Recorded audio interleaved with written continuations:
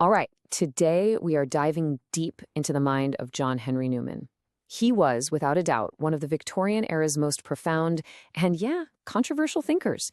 His whole life was this incredible, dramatic quest for truth, a quest that would end up reshaping how we think about everything from faith and reason to the entire purpose of a university education. We're starting with this quote because honestly, it gets right to the heart of everything Newman was about. For him, belief wasn't something that just happens to you. No, it was an active, deeply personal choice, and one that you're ultimately responsible for. That single idea was the engine driving every major decision he ever made. Now, to really get Newman, you have to get the world he lived in.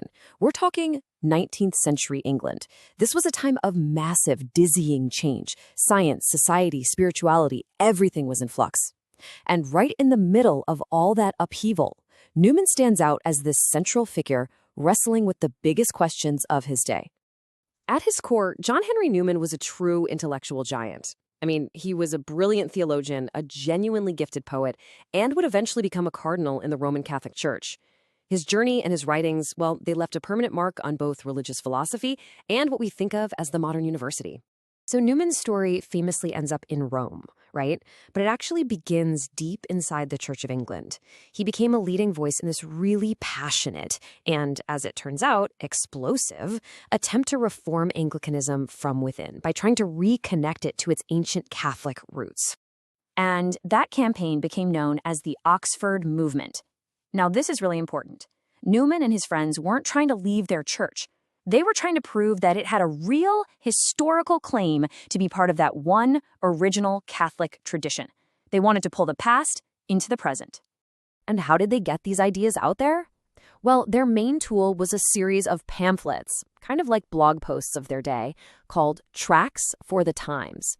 Newman was the driving force, using them to argue for an Anglicanism that was deeply connected to the authority and traditions of the early undivided church.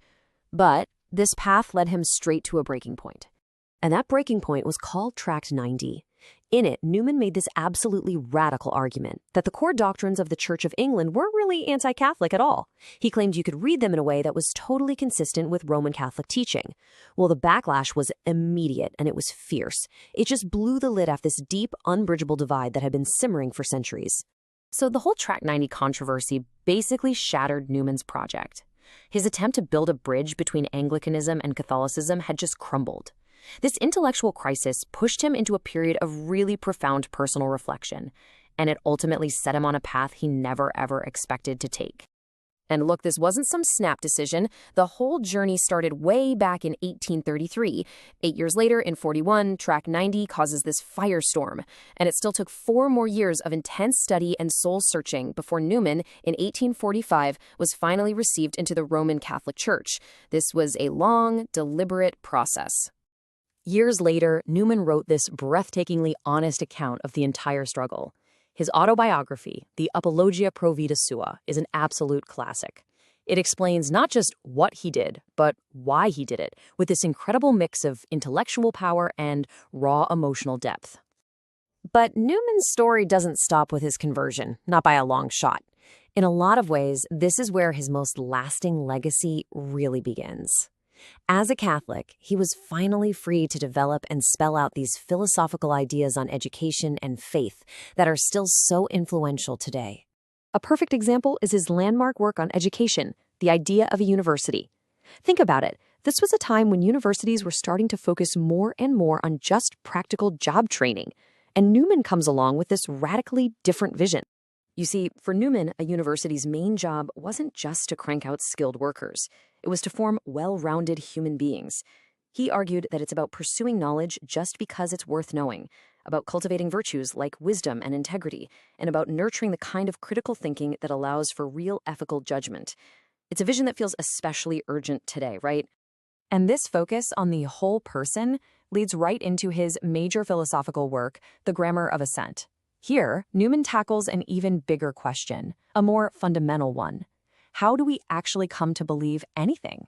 He dives into the very nature of belief itself, trying to square the roles of logic with our own personal experience.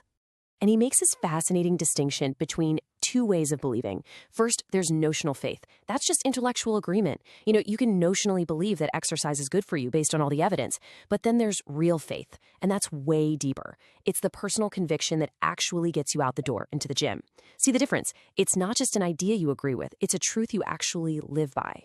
So, why are we still talking about a 19th century cardinal? It's a fair question.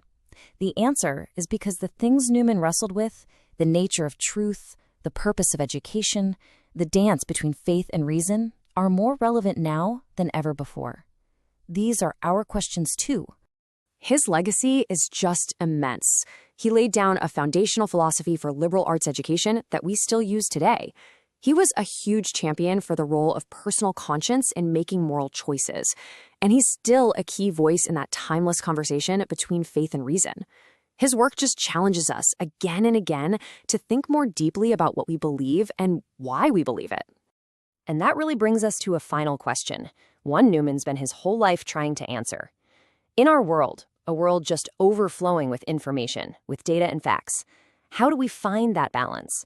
The balance between that notional assent that comes from evidence and the real assent, the deep personal conviction that truly shapes our lives. It's a question he leaves for all of us to think about.